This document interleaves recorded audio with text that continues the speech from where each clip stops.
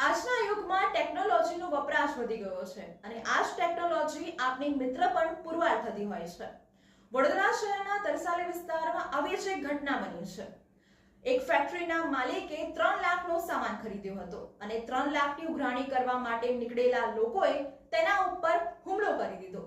આ હુમલાની જાણ ફેક્ટરી માલિકે પોલીસને સ્માર્ટ વોચની મદદથી કરી અને પોલીસ ઘટના સ્થળ પર દોડી આવી અને હુમલાખોરોની અટકાયત કરી।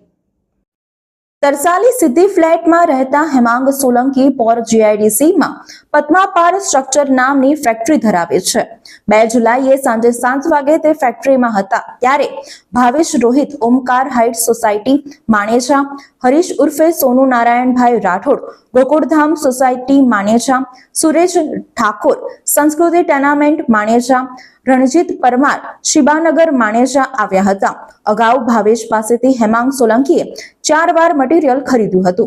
તે પૈકી 3 નું બિલ ચૂકવી દીધું હતું। 7 મે ખરીદેલા મટીરીયલના 3 લાખ બાકી હતા જે 15 થી 30 દિવસમાં ચૂકવવા જણાવ્યું હતું જેથી ચેક પણ તેમણે આપ્યો હતો। છતાં ફેક્ટરી પર આવી ચારેય ગાળાગાળી કરવા લાગ્યા હતા।